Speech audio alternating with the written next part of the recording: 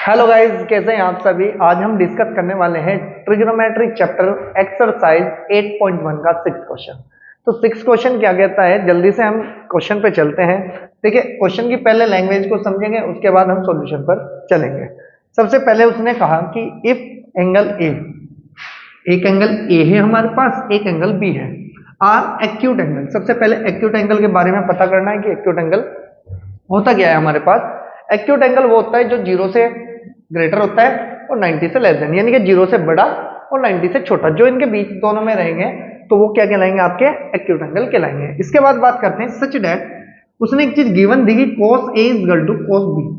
ये आपके पास information given है कि cos A किसके इक्वल है, आपका cos B के इक्वल है। तो देन आपको प्रूव करना है, इनके शो करके दिखाना है कि angle A is equal to angle B पर है। तो सबसे पहले जब cos की बात करी जाए या साइन की बात करी जाए तो राइट एंगल ट्रायंगल बनाना पड़ेगा। तो हम क्या करेंगे, सबसे पहले राइट एंगल ट्रायंगल बना लेंगे। आपको पता है ए एंगल ये रहा, बी एंगल ये रहा और सी एंगल ये रहा। आप सभी के मन में आया होगा कि सी एंगल हमने यहाँ पर क्यों लिया। देखो जी, मैंने अभी बोला एक्यूट एंगल तो जीरो से less than, sorry greater than होगा, 90 से लेस देन होगा। अब आपको पता है कि जो ट्रायंगल का जो सम होता है ना एंगल्स का, वो 180 होगा।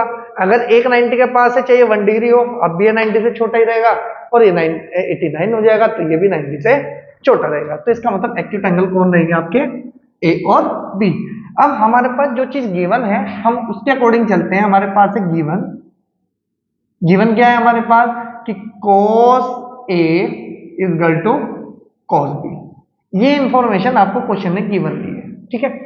अब ध्यान से देखो, आपने पढ़ा होगा कि cos theta is equal to base upon hypotenuse. क्या होता है cos theta is equal to base upon hypotenuse. लेकिन आपको दो एंगल की बात कर रहा है, एक बार एंगल ए से cos A की वैल्यू निकालनी है और एक बार बी एंगल से cos की वैल्यू निकालनी है। तो सबसे पहले ध्यान से देखा जाए, अगर मैं एंगल ए के पास जाऊं, ए के सामने वाली साइड हमेशा क्या होती है, देखो जो आपके पास सी है, सी कौन है 90, 90 के सामने तो हमेशा पक्का ही कौन है, हाइपोटेनियस। ये कभी चेंज नहीं होती, ठीक है। तो हम एंगल ए के सामने देखेंगे तो कौन है, परपेंडिकुलर। ये हाइपोटेनियस हुई तो ये कौन बनी, एंगल ए के अकॉर्डिंग बेस। अगर ये बेस है तो क्या लिखूंगा मैं कि ए सी अपॉन में ए बी। ये हमारे पास क्या आई, cos A की वैल्यू आ गई। क्लियर हो गई इतनी बात। इस इक्वल टू cos B की बात करें तो अब एंगल कहां पर पहुंच चुका आपका, B पर। B के सामने वाला कौन हो गया, परपेंडिकुलर। पहले कौन था, बेस था, लेकिन एंगल के सामने जो लेंथ होगी वो आपकी परपेंडिकुलर कहलाएगी और बची हुई लेंथ कौन है, BC। तो BC is equal to, sorry BC upon hypotenuse. Hypotenuse कौन है आपके पास, AB। आपको पता है दोनों डिनोमिनेटर में सेम है, तो इसका मतलब कैंसिल आउट हो सकते हैं। तो हमारे पास यहां से एक रिलेशन निकला कि AC is equal to BC। ये हमारे पास वेरी मोस्ट इंपोर्टेंट क्या है, रिलेशन बना। क्यों, क्योंकि आपको पता है कि AC कहां है, ये रही AC, और ये कौन है आपके पास, AB। AC के सामने कौन सा एंगल है, B। तो जो साइड, अगर दो साइड आपके ट्रायंगल में क्या हो जाए, इक्वल हो जाए, तो उनके जो सामने एंगल होते हैं वो भी दोनों क्या हो जाएंगे, आपस में इक्वल हो जाएंगे। तो AC कहां है, ये रही, AC के सामने एंगल कौन है, B। तो ये तो बन गया angle B is equal to BC कहां पर है, ये रही, ये कौन बना, एंगल A। तो एंगल A भी इक्वल हो गया। कैसे हुआ, एक आपने थ्योरम पढ़ी थी 9th क्लास में, क्या थी कि angle opposite to equal sides are equal. ये आपके पास क्या थी, एक थ्योरम थी, और ये थ्योरम ही आपकी इस पूरे रिलेशन को क्या करती है, फॉलो करती है। उसने कहा कि अगर कोई दो साइड इक्वल हो जाए तो उनके सामने वाले जो एंगल होते हैं ना वो भी ऑटोमेटिकली क्या हो जाएंगे, आपके इक्वल हो जाएंगे। तो यहां से हम रिलेशन क्या बना सकते हैं कि एंगल ए किसके इक्वल हो जाएगा, एंगल बी के। और आपको ये क्या करना था, हैंड्स प्रूफ। बात क्लियर हुई। तो नेक्स्ट क्वेश्चन पर चलते हैं, जल्दी से आप इसको नोट कीजिए। हम बात करते हैं किस पर, सेवेंथ क्वेश्चन पर। तो सेवेंथ क्वेश्चन क्या है आपका, तो सेवेंथ क्वेश्चन है आपके पास, एक cot थीटा इक्वल टू, आपको क्या गिवन दिया है कि cot थीटा की जो वैल्यू है आपके पास कितनी दी, 7/8। तो उसने कहा कि इवेल्युएट, वैल्यू फाइंड करनी है किसकी, फर्स्ट पार्ट आपके पास 1 प्लस के sine theta multiply by 1 minus के साइन थीटा अपॉन 1 प्लस के cos theta multiply by 1 minus sine cos theta, ठीक है जी। और सेकंड पार्ट आपके पास क्या है, cot स्क्वायर थीटा।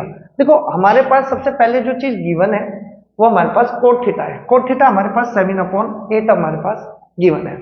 अगर हमारे पास एक रेशो हमें पता है, ट्रिग्नोमेट्रिक रेशो, ठीक है, तो हम उसकी हेल्प से सारे ट्रिग्नोमेट्रिक रेशो निकाल सकते हैं, अदर 5 ट्रिग्नोमेट्रिक रेशो, ठीक है। तो हमारे पास क्या होता है, देखो हमें साइन की जरूरत है, कोस की जरूरत है, कोस तो अपने आप ही हमारे पास है, तो हम यहाँ से सेकंड पार्ट तो हमारा स्क्वायर करने के बाद आंसर आ जाएगा। अब ध्यान से देखो, हमारे पास जो चीज गिवन है कि हम लिखेंगे कि सॉल्यूशन में कि वी हैव, हमारे पास क्या दिया कि cot theta is equal to 7/8, और आपको पता है कि कोट थीटा की बात करी जाए तो ये कितना कहलाता है आपके पास, बेस अपॉन परपेंडिकुलर, पता है ना। अगर हमारे पास दो साइड हमारे पास गिवन हो तो थर्ड साइड भी निकल सकती है, और जहां पर ट्रिग्नोमेट्रिक रेशोज वहां पर आपका राइट एंगल ट्रायंगल, तो ये बन गया ए, ये बना बी, और ये बन गया सी। हमने कहा ए को कहा कि थीटा है, थीटा के सामने कौन है, परपेंडिकुलर है, 90 कहां पर है, बी के पास, बी के सामने वाली हाइपोटेनियस है, और नीचे कौन है आपके पास, ये बेस है। क्लियर हो गई इतनी बात, हमें साइड का पता होना चाहिए, तभी हम क्या देंगे, अपना आंसर दे पाएंगे। तो यहां से ध्यान सुनो कि अगर राइट एंगल ट्रायंगल में मेरे पास दो साइड गिवन हो तो थर्ड साइड हम किसकी हेल्प से निकालते हैं, पाइथागोरस थ्योरम की। तो हम यहां पर लिखेंगे कि बाय पाइथागोरस थ्योरम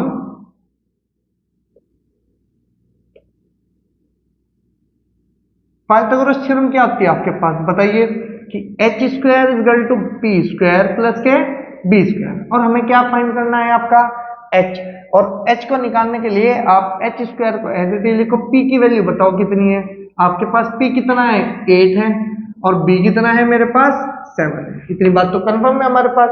तो ध्यान से देखा जाए तो पी का मतलब हो गया 8 का स्क्वायर, और बी का मतलब हो गया 7 का स्क्वायर, तो H square is equal to कितना बनेगा 64 प्लस के 49, क्योंकि 8 का स्क्वायर 64 और 7 का स्क्वायर 49। तो ध्यान से देखा जाए तो H square is equal to कितना आ जाएगा, ये बन जाएगा 3 और 11, तो एच स्क्वायर की वैल्यू आ गई √113। अब एक बात का जवाब दो कि आपके पास हाइपोटेनियस भी मिल चुकी, हाइपोटेनियस कितनी है मेरे पास, √113, ठीक है जी। अब ध्यान से देखो मेरे पास तीनों साइड्स आ चुकी राइट एंगल ट्रायंगल की, तो मैं कोई भी ट्रिग्नोमेट्रिक फंक्शन निकाल सकता हूं। तो ध्यान से देखो कि मेरे पास सबसे पहले क्या निकालेंगे हम, साइन थीटा, ठीक है जी। हम यहाँ पे लिख लेते हैं पहले कि वी नो डेट क्या, कि sine theta is equal to P upon H, कि भाई साइन थीटा क्या होता है, परपेंडिकुलर अपॉन हाइपोटेनियस। पी की वैल्यू बताओ वहां से कितनी है 8, एच कितना निकाला है हमने अभी 113, ये निकाला हमने। फिर इसके बाद एंड हमारे पास क्या निकालना है, cos थीटा, cos थीटा अपने आप होता है कि b अपॉन एच, बी की वैल्यू कितनी है 7, वहां पे देखते रहिए पूरे ट्रायंगल में मैंने पहले इंडिकेट कर दिया है सारी वैल्यूज को, कि ये कितना बन जाएगा आपके पास 7/√113। अब हमारे पास क्या है कि अगर मेरे पास ये सब कुछ मेरे पास गिवन हो चुका कि साइन भी पता है कोस भी पता है, तो देरी किस बात की, फर्स्ट आंसर निकाल दीजिए। हमारे पास फर्स्ट पार्ट क्या है कि 1 प्लस के साइन थीटा 1 माइनस के साइन थीटा अपॉन 1 प्लस के कोस थीटा और 1 माइनस के कोस थीटा। थोड़ा सा ध्यान से देखें, साइन थीटा भी मेरे पास है, कोस थीटा भी, बोल दोनों वैल्यू यहाँ पर क्या कर दीजिए, पुट कर दीजिए। 8 अपॉन में √113 और 1 माइनस के 8 अपॉन 113 अपॉन 1 प्लस के 7 अपॉन √113 और मल्टीप्लाई बाय 1 माइनस के 7 अपॉन √113। देखो करा कुछ नहीं है कि साइन थीटा कितना था 8 अपॉन √113, हमने साइन की पोजीशन पे दोनों जगह 8 अपॉन √113 पुट किया। कोस थीटा की पोजीशन पे क्या किया 7 अपॉन √113, तो हमने यहाँ पर भी क्या कर दिया, कोस की वैल्यू पे 7 अपॉन √113 पुट किया। अब ध्यान से देखो हमारे पास एक फॉर्मूला है, मैं थोड़ा सा इधर लिख देता हूँ कि a प्लस के b और इंटू में a माइनस b, तो कितना बनता है आपके पास a स्क्वायर माइनस के b स्क्वायर, ये हमारे पास एक फॉर्मूला होता है।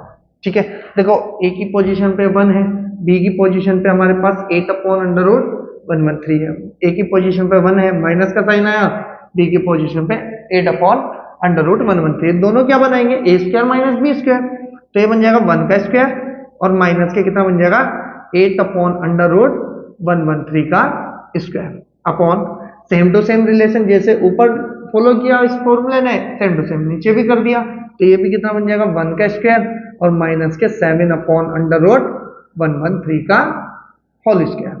अब ध्यान से देखा जाए तो मेरे पास 1 का स्क्वायर तो 1 ही होता है, 8 का स्क्वायर हो गया आपके पास 64 अपॉन में ये कितना बन जाएगा 113। क्यों? क्योंकि आपको पता है स्क्वायर करते हैं अंडर रूट तो क्या हो जाता है, निगलेक्ट हो जाता है, तो ये बन जाएगा 1 और माइनस के 7 का स्क्वायर 49 और अपॉन में अंडर रूट हट जाएगा, ये बन जाएगा 113। एलसीएम लेंगे तो कितना बन जाएगा हमारे पास, ये बन जाएगा 113 माइनस के 64 अपॉन में 113, फिर ये बन जाएगा 113 माइनस के 49 अपॉन में 113। देखो 113 से कैंसिल हो गया 113। अब आपके पास एक बात बताओ, 113 में से 49 माइनस करेंगे तो 49 अपॉन 113 में से 49 करेंगे तो 64, तो हमारे पास जो वैल्यू आई वो कितनी आई आपके पास कि 1 प्लस के sine theta multiply by 1 minus sign theta upon में 1 plus cos theta multiply by 1 minus cos theta. इस पूरे की वैल्यू जो सोल्व करके आई वो कितनी है आपके पास 49 अपॉन 64। अब हमारे पास क्वेश्चन आता है कौन सा, थोड़ा ध्यान से देखिए, ये तो फर्स्ट पार्ट था आपके पास, हम बात करते हैं सेकंड पार्ट की। सेकंड पार्ट में आपको कहा कि कोट स्क्वायर थीटा, सबसे पहले मैं बात करता हूँ कोट स्क्वायर की। आप एक बार बताओ, ये कोट स्क्वायर थीटा है तो इसका मतलब कोट की तो वैल्यू मेरे पास ऑलरेडी गिवन है, कितनी है 7/8 है।